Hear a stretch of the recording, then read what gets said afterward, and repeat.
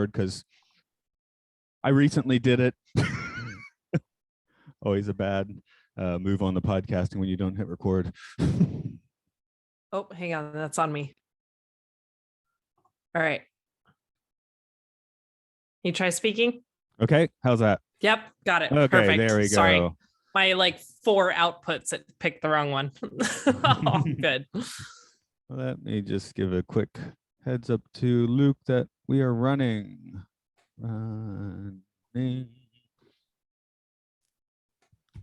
He's got his computer like jerry rigged with clamps. No worries.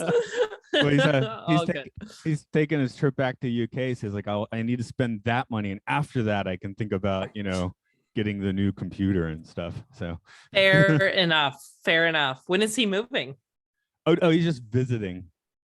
Oh, okay. Oh gosh, yeah. No, that's even worse. And then the yen right now is super weak. So if you visit Japan right now, it's great. But if you are trying to go somewhere else, it's not so good. Yeah.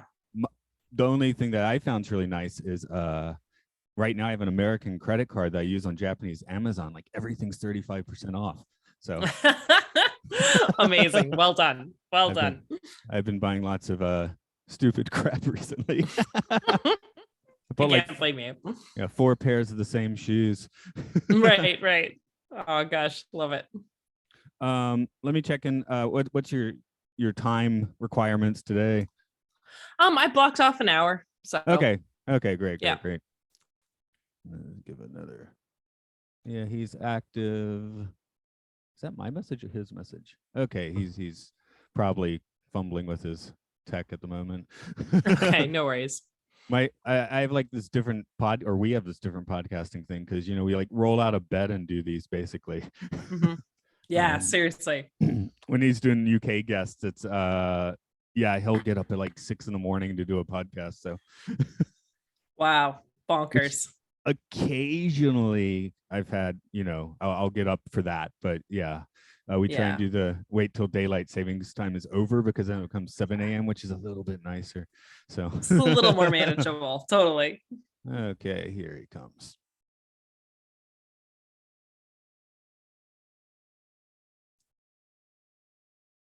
Might get some psychedelic screen view from his camera for Lucky.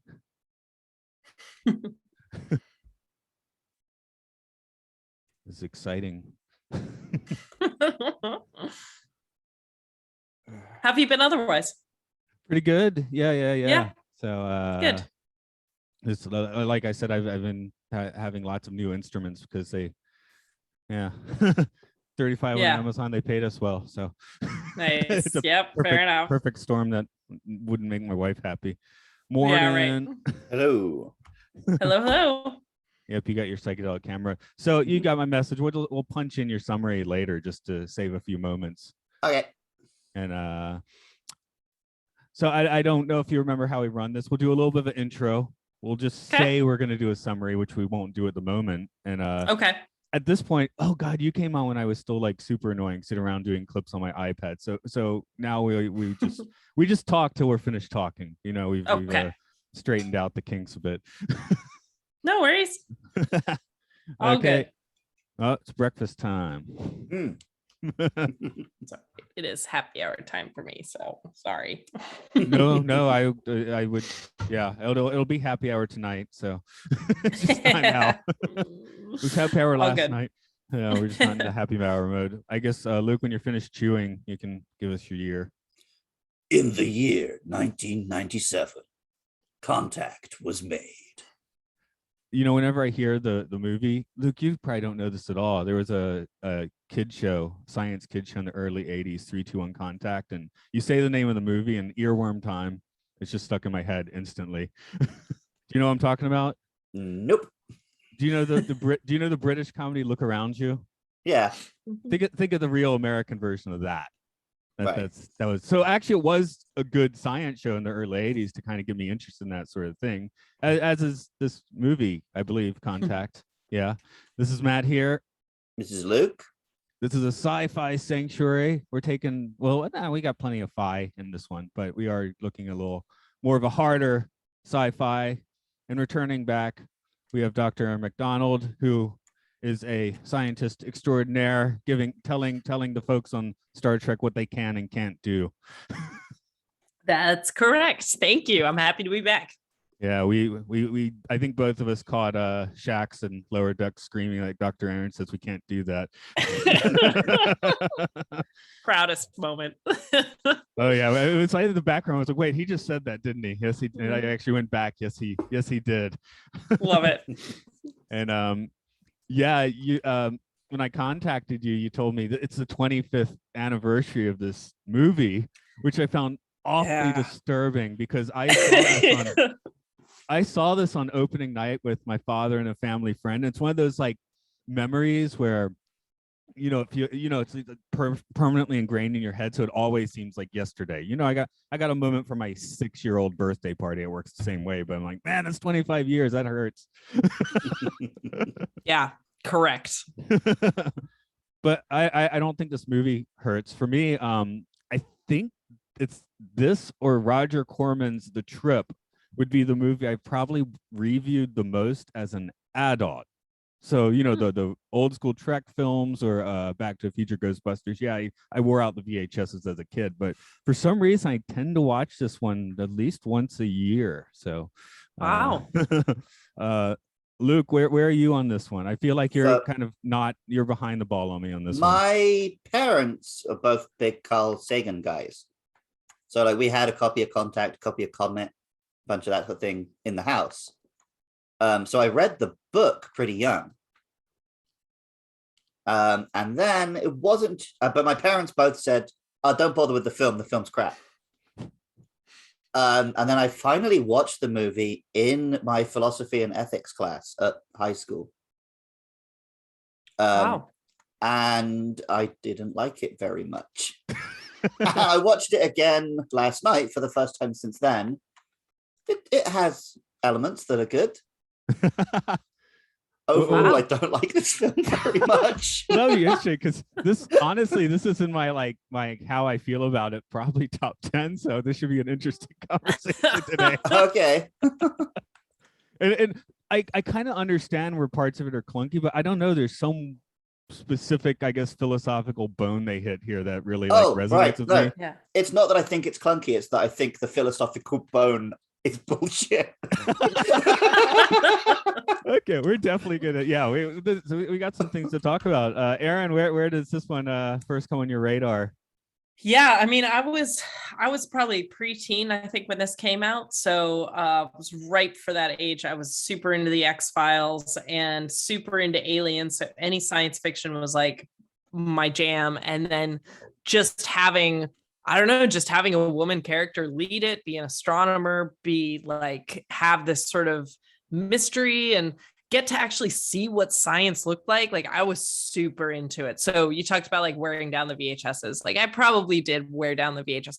I haven't watched it that recently. Like it's probably been a long time since I've actually watched it, but I remember so much of it so clearly. And then I read the book after I saw the film because just the order of things and kind of, I think it probably was smart to wait a couple of years to read the book because it's hard sci-fi. Like it's hard sci-fi. But yeah, it just kind of put this little nugget in my brain of like, oh my God, like I could be an astronomer. I could study aliens. That looks awesome. And that was something I literally chased into my professional career. I think I've read like 10 Carl Sagan books, but I don't think I've read this one, weirdly enough. So I wonder if that's part of the connection or the dissonance with you, Luke, because you read the book long before. So I'm just curious because usually I'm the guy like, hey, the book's different this way, and in this case, I actually didn't bother reading the book. So I did read Demon Haunted World like 5 times, but how's the vibe of the book different? It's not a Christian preachy thing in the book. Whereas this film comes across really Christian and preachy to me. I would put this in the camp of sci-fi with like Left Behind. So that's really interesting though, because I don't want to like commandeer the direction that you're going in, but like since you brought that up, I was thinking about that a lot lately because this film came out right in 97. And certainly like in America, we didn't have as polarized a relationship with like religion as we did in the early 2000s, because that was the W. Bush era where they really started polarizing Christianity as like a political thing, and it became like huge in the culture. And so I can totally understand if the first time you watched Contact was like post 2001, then it would have a totally different vibe than it did in the late 90s, like totally different, because it didn't feel that sort of like preachy or polarizing or like, I don't know. It was just a different time. It was a different time then. That's interesting to me, because in the film it depicts like, you know, the Christian culture war guys protesting against the experiment and stuff. Yeah, but it was much more of like a fringe thing at that time, and it wasn't as tied to like your, you know, what it became in the early 2000s was like the Christian right especially was like, you know, dictating your quality as a moral human based on whether you were religious or not. And that wasn't as much. I mean, certainly that was a thing in the late 90s, and like certainly that fringe side existed, but it was more fringe than mainstream. And so, yeah, that culture existed and it was familiar to people, but it wasn't as like personally attacking as it was later. Because like even within the film, the reason she doesn't get sent on the mission is because she said she doesn't believe in God. I know. Oh God. I like the ground. I refuse to believe that even as early as 97, 95% of people on Earth, there's no way that's a true stat. I know. Yeah. I wonder if, you know, like where I was when this movie came out, like, you know, I live in Japan now. If I have any religion at all, it's sitting around at temples by myself and sometimes with Luke doing podcasts. So this podcast is your new religion. But, you know, in the late 90s, my first job ever was so, you know, I just had all this like different things in my life where I was like a punk rocker going out into the worst parts of town playing gigs. And then I was like an Eagle Scout. And then I was like, my first job was at my parents' church, like carrying the big cross at weddings and you know, helping them with the communion and stuff, which was nice because I'd work 2 hours on a Saturday and get $50, which is great when you're in high school in 1997. So, you know, it's kind of like I had my, you know, we had the cool preachers coming through sometime or whatever. So, you know, Luke, do you even know that I went to church a lot when I was a kid? Yeah, you mentioned it a few times. Okay. I went to church a fair bit as a kid, and I would probably describe myself as a spiritual person, especially since I came to Japan. Yeah. I'm not like some Richard Dawkins atheist guy who just hates on this film because it has a religious element. God is not great. I just think the way the religious element is done is like pretty clunky and preachy. Yeah. Like there are films which you would describe as Christian, which I have enjoyed in the past, but whenever I watch this, I forget that it's like this, and I'm hoping for much more of a hard sci-fi. What I'm hoping for is Arrival. Arrival is the sort of the version of this that I prefer, where it does lean way more into just, you know, alien stuff is cool on its own. You don't need the other aspect. I think that's fair. And I really do attribute it to being like, that's what dates it for me, if anything, is just the heavy religion aspect, that it just changed. I don't know if that's the same story we would have told if it got made 10 years later, you know? Or if you made a film where that was such a hard element of the story, it would be because you were making a deliberate statement, right? Yeah. It would be, look how religion hampers science or something.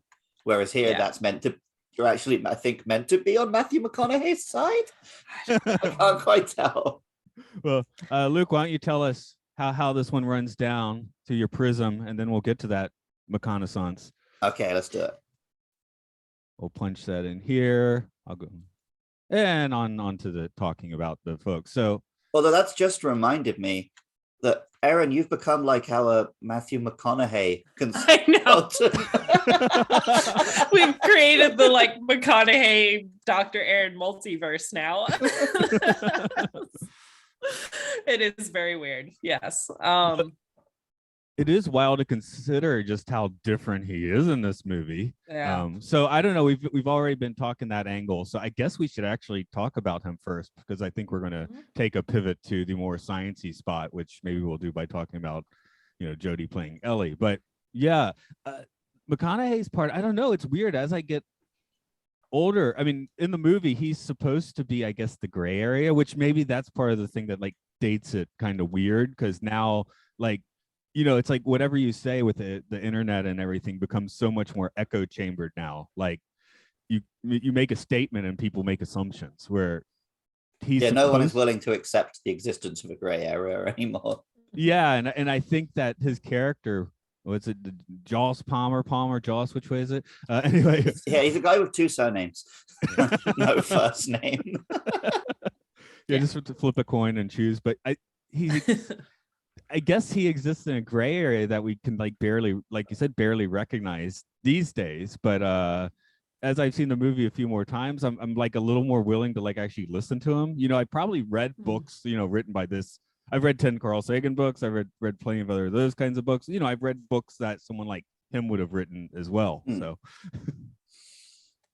yeah, well, and that's where I think, and feel free to correct me because it's been a long time since I've watched it, but in my mind, like I remember him being really religious, but not in a condemning.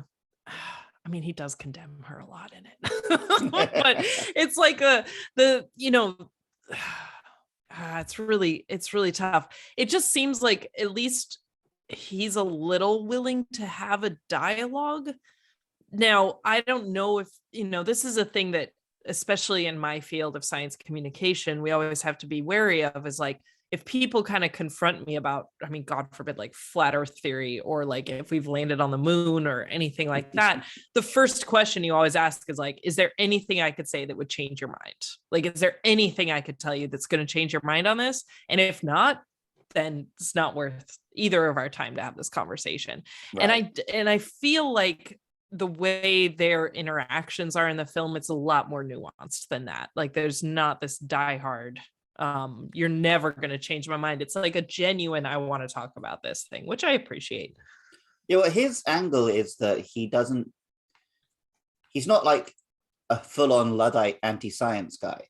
He just doesn't think science will give you the ultimate answers to like the philosophical questions.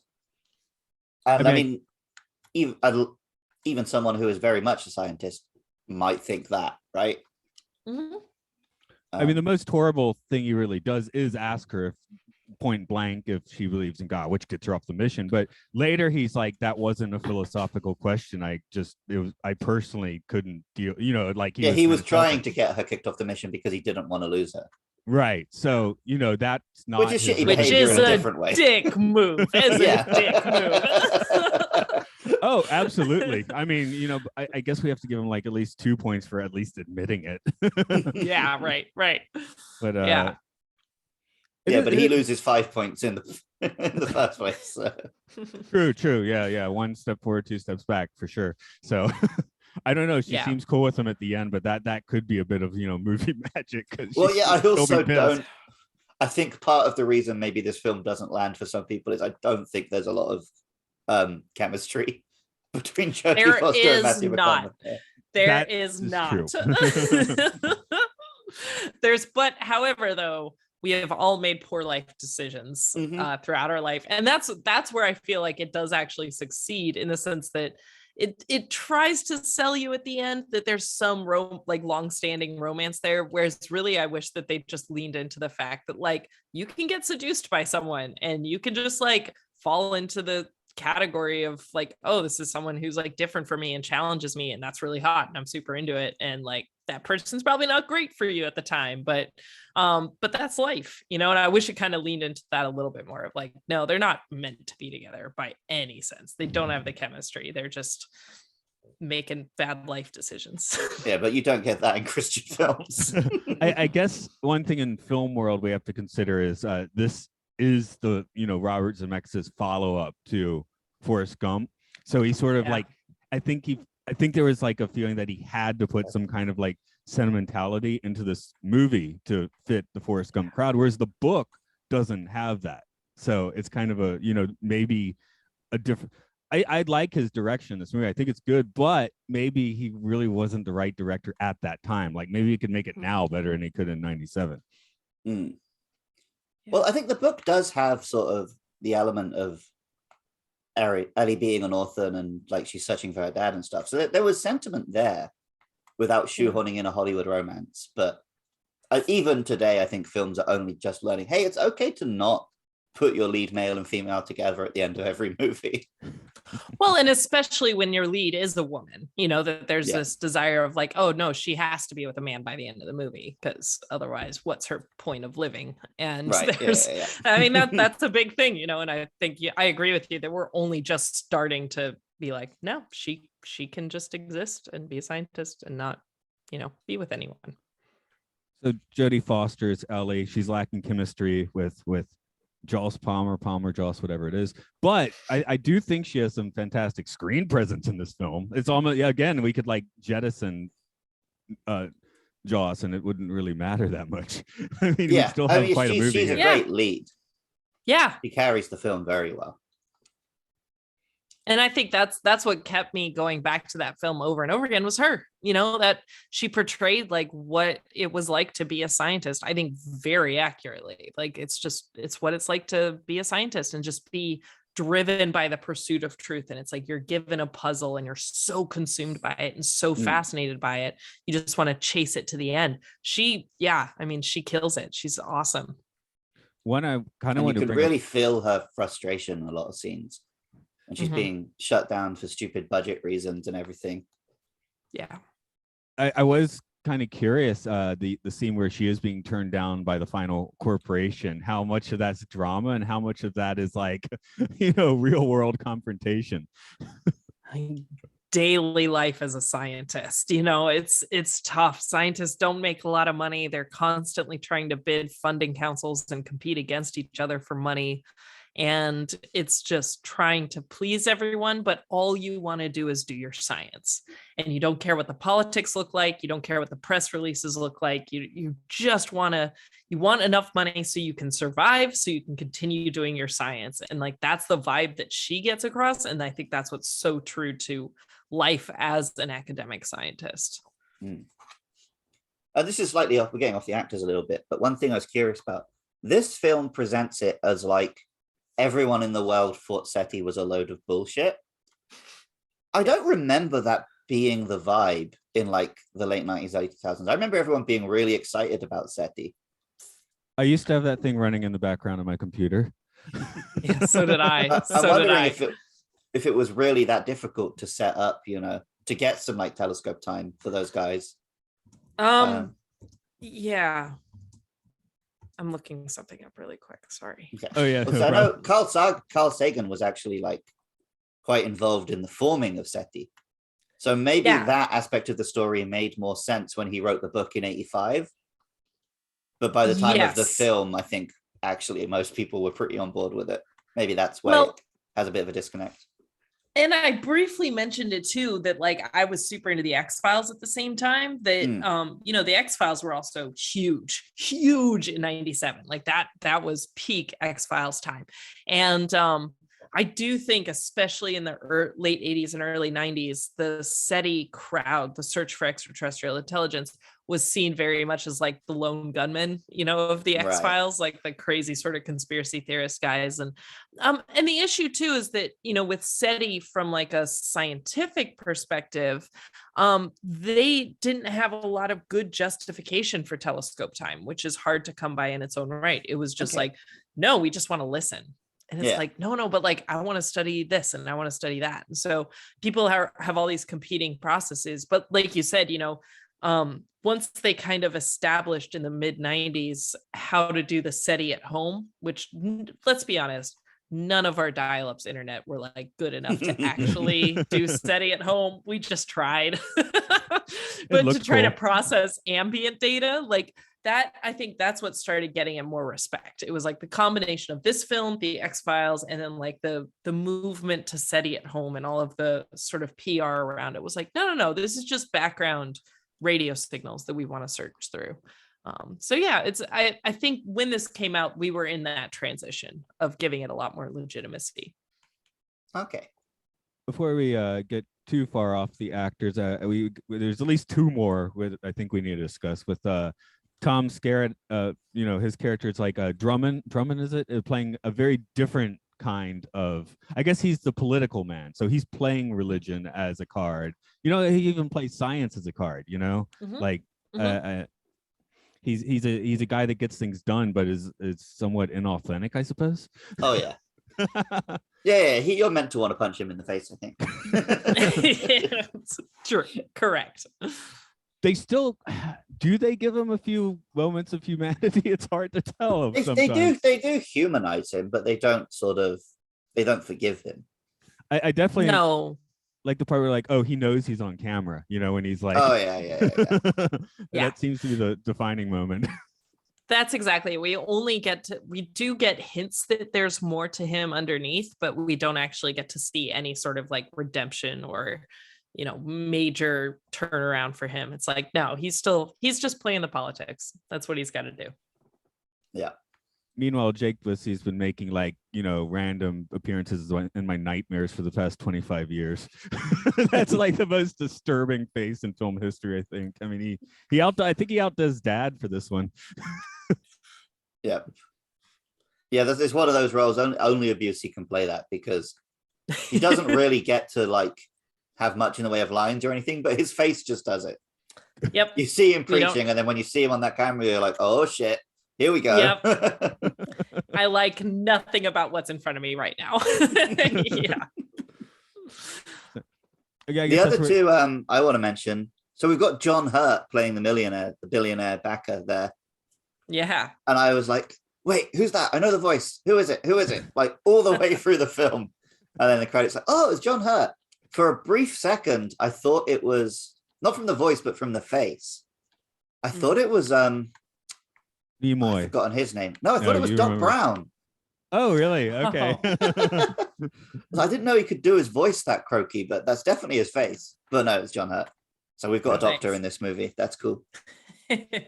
I did notice the dodgiest effect is his zero gravity push in the space station, which is I was watching last time. I said, wow, that's a rough. I mean, it's on the grainy camcorder, but still, I'm like, man, they could have spent a little more time on that. Especially as we just watched Apollo 13 like a week ago. Oh yeah, fair enough. Just I think maybe we mentioned the film series. We decided that this is a movie theater across from Luke's place. We decided it's a history of space travel. So they showed The Right Stuff week after that. They showed Apollo 13 week after that. Armageddon. Oh no.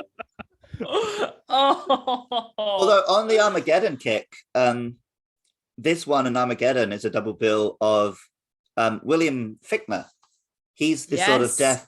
He plays such opposite characters in these two films. Oh, it's hilarious. Super does.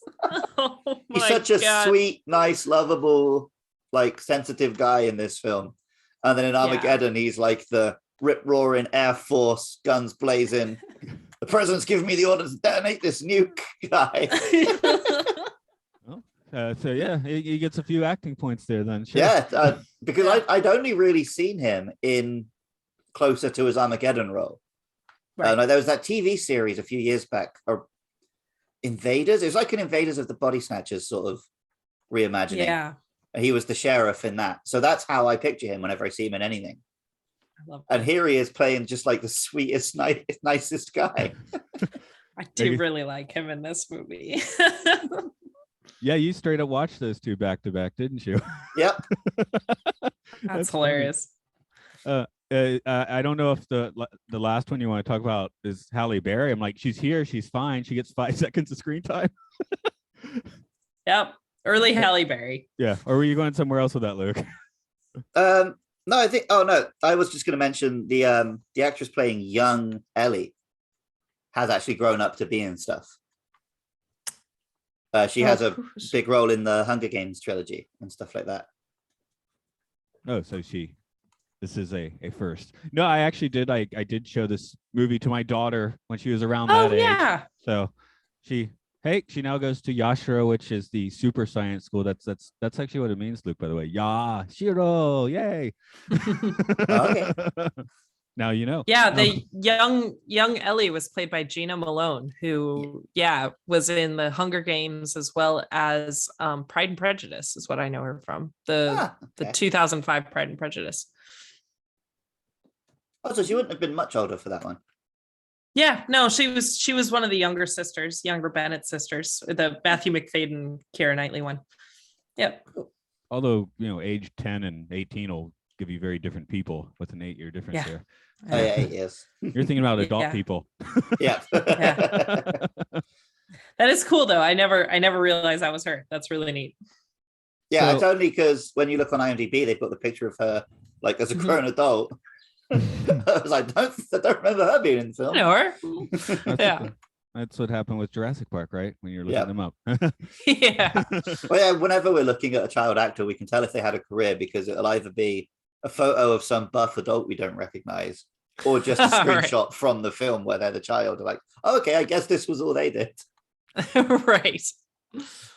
So when people are hearing this, it's August, but as we're recording this, it's Bastille Day for Dr. Erin there.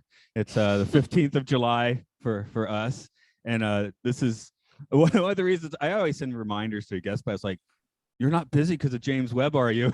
Right. I was like, she's got to be busy with that stuff. So we were getting all these wild space images. And then I'm watching a movie talking about how, no, the way to really see into space is radio telescopes.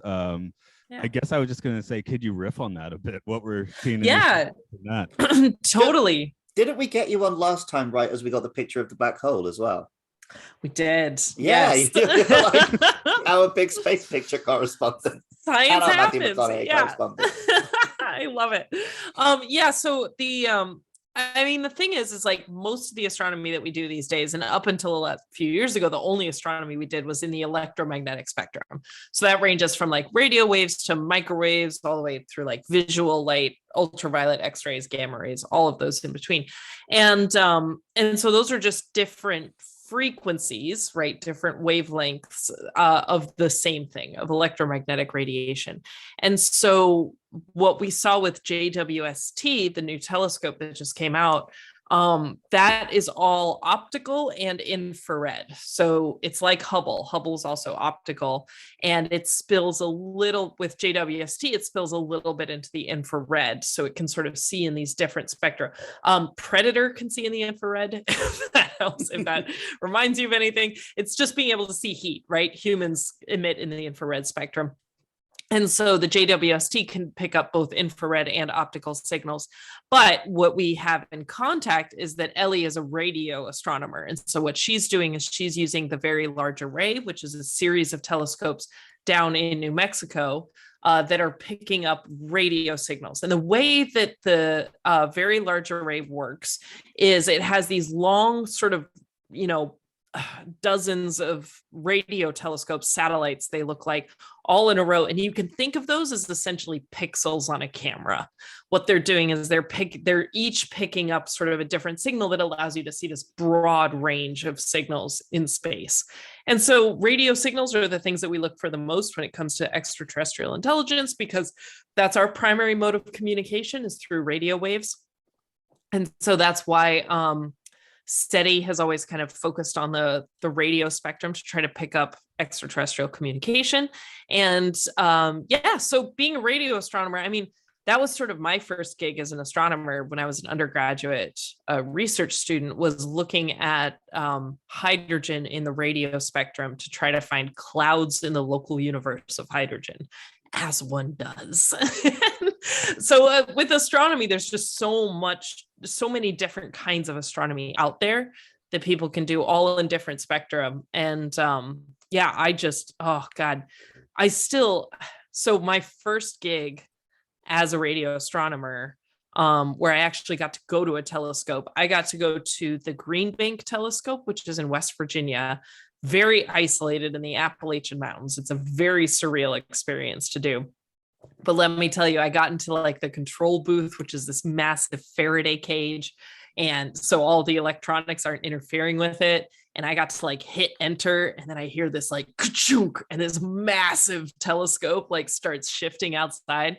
The first thing that came to mind was like, I'm in contact. That was the first thing that crossed my mind, because it's radio astronomy. So nice.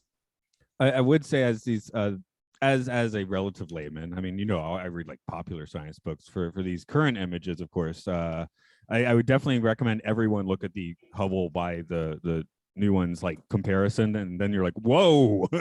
That's when I really figured out like what that thing was doing. So yeah, for sure. And you can look up a lot of comparisons of like the famous Hubble deep field images compared to the JWST ones, and like how much smaller of a size it is and how much more it's seeing. It's like, it's mind-blowing. It's crazy. So let's think about the aliens' plan. Well, they are technically plans. Is this, I mean, there's a lot of like, plot, or there's obviously someone's writing a script, there needs to be conflict. Is this an intelligent way to try and send information? It seems a little convoluted. I know, it is one of my favorite moments in film ever, is when they start decoding that signal, and it starts realizing on the screen, and it's Hitler. Yeah. And the response is like, oh no. And then they figure out, obviously, like it was sort of the first big radio broadcast, and they're just sending the signal back to us with more embedded in it. And I think that part is really smart. I think that's really cool. It's something that we would recognize, knowing it's something that we could read, something that we could pick up, but then have an embedded signal within that we can decode. Makes perfect sense to me. I was thinking this time around, well, if he's opening the 36 Olympics, he's probably not saying anything particularly horrible in this speech, and they don't know the other stuff. So it's still, I mean, the other stuff's going to get to them. Oh, yeah. I'm just saying, as a first contact, just like, hey, we're starting some games, I guess. But yeah, I do like, what is it? We spent 5 years trying to beat that bastard. Like, the Vegans have just finished sending the message back, and then they're getting like, oh, that Hitler guy we put in our video. I think he's been cancelled. I know it's a hot take, but I do think as a society, it's time to cancel Hitler. What I find so fascinating about that I've only just really thought about in the last couple of years is that, we talked about sort of the signals that Earth is sending out, and this whole concept of contact, right? That Earth is broadcasting these radio signals out that are traveling at the speed of light, that can be picked up close to 100 years later, so 100 light years away. But we are now not sending out as many radio signals. We're starting to do more tight beam communications. We're starting to do laser communications. And so our radio broadcast, like our radio signature, is much lower than it used to be, especially in the 90s. And so it's like this one weird window of like not even 100 years of loudly screaming in radio signals that you would have to catch from an alien species. So thinking reverse, right? Like, why haven't we picked up radio signals from another alien species? You have to pick up the 100 years that they're doing that before they advance their technology to something else, which is incredibly rare to do. It's just really cool they have to be deliberately sending a message like they do here. Right. Yeah, that's something exactly. I definitely have heard before, where it's like, yeah, we only actually were beaming out like that for a pretty short time. Yeah. So thinking other advanced species, they, that 100 light year window could have passed us by already before whatever species was sending out radio signals, not deliberately, switched to another technology. I do really like the literal start of this film, where it zooms out from Earth, and as you're going, the radio signals are going back in time. Yeah, I was watching it last night thinking, gee, when you actually think about what you're hearing and what you're seeing, it doesn't fit, but it is like one of the coolest shots ever. Star Trek First Contact came out a year before this, and I remember they were like bragging like, oh, this is like the longest zoom shot ever, when they have Picard and they're coming out of the Borg cube. Contact's like, hold my beer, right? Yeah, totally. So, there's also the Powers of 10 movie, the Eames did, which Luke, have you seen that one? I see No. you shaking yes, but yeah, I saw that San Francisco's one of their museums, and I actually did an oral hygiene on that. But it starts with a couple having a picnic in Chicago, and each shot is I guess it's not a continuous shot in that case, but each shot It is like zooms out 10. Yeah. yeah. So before long, you're staring at galaxies. Oh, okay, that's pretty cool. Yeah, It goes out by a factor of it's just something that like every school in America was basically given a VHS copy and told to play this. So it's like a lot of elder millennials that all know the power of 10 video because we've all watched it. But yeah, it's the couple having a picnic, and then every shot is a 10 times zoom out, and then it comes in and it does 10 times smaller and smaller and smaller. It's pretty cool. But yeah, that's what it reminds me of. Well, as I've told Matt, the only video I remember watching at school was the one about children being electrocuted. The teachers not to play with wires. Jesus. Absolutely horrifying. Oh my god. I have made Matt watch it since then. That's yeah, fantastic. it was fantastic. How about the machine? That's a pretty wild one. Of course, I watching this time, we had a company trip to Hokkaido a couple of years ago. I was like, hey, I know exactly where they built that machine. It was actually kind of a boring part of the coastline, which is maybe why they built it there. Briefly though, while we're talking about zooms, the bit where he zooms in on Hokkaido and shows you the machine, that was definitely not to scale. The machine was like the size of a city in that shot. Well, it was pretty big, to be fair. Yeah, but yeah, so the design of the machine itself, it's all like wheels within wheels, and I don't know how much of that is from the book, but it's basically a biblical angel in a way. It's got a lot of that imagery for sure. Yeah, which obviously fits into sort of this film's version of the philosophy of it all. Yeah. Well, that was interesting. Yeah, I mean, I was just gonna say, like, it's interesting that you bring that up, because just stepping back for a second, and we can get back into the machine, but it does make me wonder, like, if you asked Robert Zemeckis what the theme of this story is versus Carl Sagan what the theme of the story is, I think you'd get very different answers. Oh yeah. Yeah. And that's fascinating. So Carl Sagan was dead by the time the film came out, right? Like within a month or two. That's what I was wondering. Really how close was it? I wonder how much of it he managed to see. You think the film killed him? I think maybe he got struck down.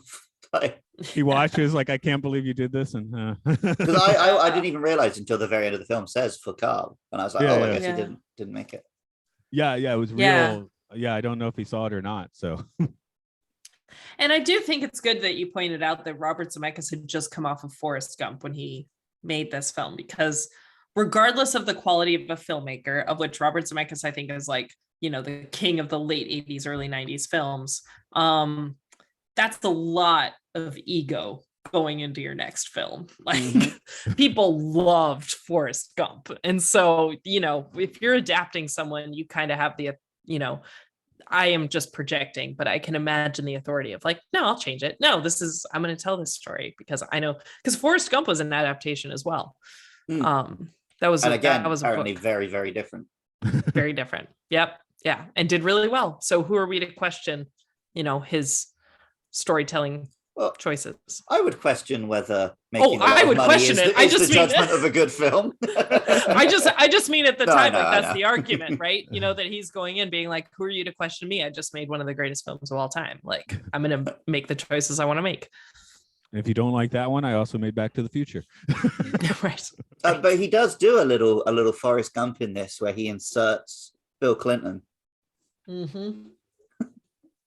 Wasn't this the movie that actually? Oh no, I think that might have been Independence Day. Right around this time, this is when the FCC cracked down on using like historical footage for fictional storytelling, and it was either Independence Day or Contact, and it was footage of Bill Clinton. It must have been this because Independence Day has its own president. Yeah. Pullman, it must have been this. Yeah, that they basically were just like, no, you can't just cut and splice news together. Yeah, they for your basically storytelling. fake having a cameo from the president. That's pretty. Yeah. It's a bold move. At least they didn't have him saying anything too ridiculous or anything, but still pretty wild. Yeah. Well, it's just like, hey, everybody, look, we're contemporary. Of course, now it dates the movie, doesn't it? But For sure. But yeah, I derailed us a little bit from talking about the machine. But what's cool is like, what I think they did smartly in this film was they didn't dwell on the literal science of this machine. It was just that they got the blueprints, they knew how to interpret them, and so they built it. And we don't need, as viewers, to fully understand exactly what they're doing. And even the implication is that a lot of the engineers who are building it don't fully understand it. It's that the blueprints are, make sense, and we're going to test it, which is bold. And we'll just trust it. Yep. Let it fly apart at the seams. That is a wild shot when the. Well, yeah, they were so concerned with whether they could, they didn't ask whether they should. Although in this film, they spend a lot of time asking whether they should, so that doesn't really apply. That's like the entire film. Yeah. Jeff Goldblum would approve. Right. Oh, Ian Malcolm would have a freaking field day with Contact. So, how would you consult if say this was a production you were consulting on? What would be your advice for what goes on with the machine?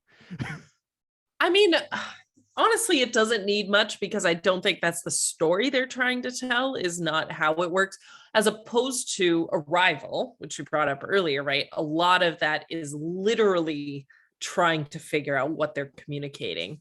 But with this, I mean, it's a point-to-point wormhole is essentially what's going on, right? That they're finding a way to generate an artificial wormhole that connects 2 points in space-time. And through traveling through it, it's all dealing with relativity. So her time experienced is different than the time you experience once you go through the wormhole, which I think is interesting. It can be explained a couple of ways. One is that when you fall into the machine, you travel through a wormhole, and then when they send you back to the moment you fell through it, at which point no time has passed. And so scientifically, that all tracks. That all makes sense. It's a point-to-point travel system. It sends you back basically to the point that you fell through it, because it's a point in space-time. So it's the last time that you had. It's your last coordinates. That's what they send you back to. And then you fall back, you finish falling through it, and you're back home. That seems to track pretty well. Yeah, I guess the 18 hours of footage is the one that really kind of nails that one down.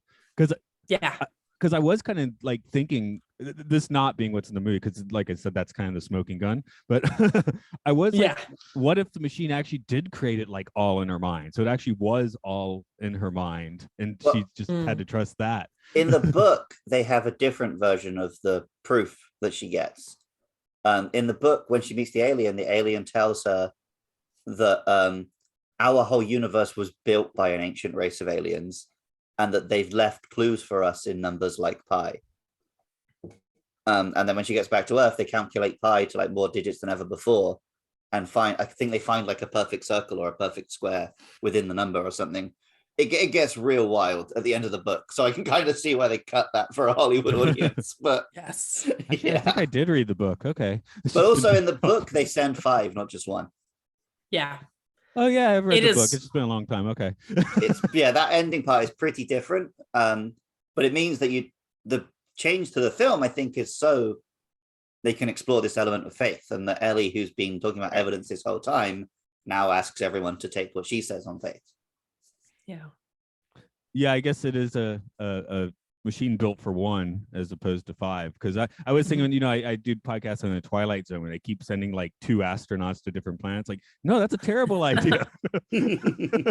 Right. You have the air and the spare. That's the thing. yeah. It's just if one of them goes mad, they're both shafted.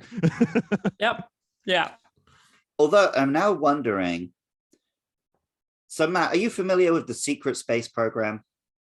I like reading weird stuff, so I read a book on it. So the secret space program are people who claim that when they were children, they were taken from their body, they served 10 years on the secret military slave compounds on Mars or whatever, but then they were put back into their body at the exact moment they left. Oh, And I'm now wondering, Solar Warden. That's the name that goes with it. They must have come up with this after the film Contact. Yeah, sure, why not? I'm wondering when the earliest people who claimed that were now. I know some of them claim it happened in the 80s, but I don't know when they started talking about it. So right, yeah. It could track after this film. So I haven't done like for me that's like fantastic science fiction. Mm-hmm. Like for me, I do like, one of the reasons I do like some of the crazy fringe science books is I'm like, I mean, they're portraying it to you as nonfiction, but you're like, actually, this is really good science fiction. Yeah. I've read the Zachariah Stisham books. I'm like, I don't think this is the case, but it's certainly good science fiction. Well, I think Contact falls into the category. So I always have this argument with my father, who is a scientist and reads very little fiction, that I will try to introduce him to some sci-fi. And he's like, no, there wasn't any science in it. and he had that reaction with Arrival. And we started talking. He was like, there wasn't any science in it. It's not science fiction. I'm like, no, but the whole movie, and I think Contact applies here too, is about the scientific method and about scientific processes. It's like what it means to be a scientist. It doesn't necessarily have to be like a science problem that they're solving. It's more just about how scientists interact with the unknown. And that's what qualifies it as a good sci-fi. So it's like expanding that to talking about the machine and talking about how she interacts with the data that they're given. It's not the science of the machine and how it works. It's this ability to sort of comprehend what's going on and to try to interpret it and approach it like a scientist would have, like, no, I need evidence. I need evidence. That's what I'm going to look for. And that's why I think it does so successfully. Yeah, I think because my dad is also, he's a physicist, and whenever a film gets the science wrong, I hear about it. But he really liked Arrival because he just found he just saw it as the science it was looking at wasn't really astronomy or aliens. It was language was actually what the film was about, and he just thought it said interesting things about linguistics. But yeah, I got like it filled my phone screen messenger message about Tenet from my dad. So I can't even imagine. Right. Causality, and it doesn't make sense. It's a dumb movie. So I gotta pose the question to everyone: if you're willing to take this trip. Yeah, obviously, 1,000,000%. Okay. Oh hell yeah, hell yeah. Oh yeah, I often ask students or people like, so if tomorrow they're launching a spaceship to the first Mars colony and you're invited, you get on. And I'm so disappointed at the amount of people who say no. Well, I wouldn't even think about it. I'd be on the ship right now. I don't know. Would they let me take a guitar? That's important for me. I'd imagine the only reason they'd be inviting you was to take your guitar. I don't know what else you're contributing. I can jam for the aliens. Yeah. The thing is, for me, near-term space travel, I'm like, no. That's scary as shit. Like that's scary. I don't want to do that. Yeah, Mars has a lot of radiation and no water. But if it just means falling through a thing that aliens sent us, heck yeah. Bring that on. I'll try that. And let's just there's not really much to talk about with it except that this rivals 2001 for trippiest space sequence ever, for sure. It's definitely better than Stargates. Is what I was sat there comparing it to. Yeah. Sort of 90s wormhole effect. Yeah. As we started this conversation off, there's we were talking about quite a bit of dissonance. So I'm like, man, did this film age well? Do I just enjoy watching it regularly because I'm an old man watching his relics? Well, depending who you ask, this film has either aged brilliantly or terribly, because it did predict like the nature of sort of the culture war battle within America, right? And the anti-science. I mean, look at what's just happened in America very recently. But the problem is that it does, like, Yeah, and I'm sure if you're someone who's on the right and who loves that kind of thing, you're probably, this film's great. But unfortunately, I think the film just presents it all from the wrong angle for me. So I kind of find it quite grating at times. Like I said, I think the Christian right in America has moved much more far right than it presented itself in the late 90s. Now there was always that side, but now it's much more polarized than it is. So that's in the sense I don't think it's aged well, because it's like now we do see those Matthew McConaughey's everywhere.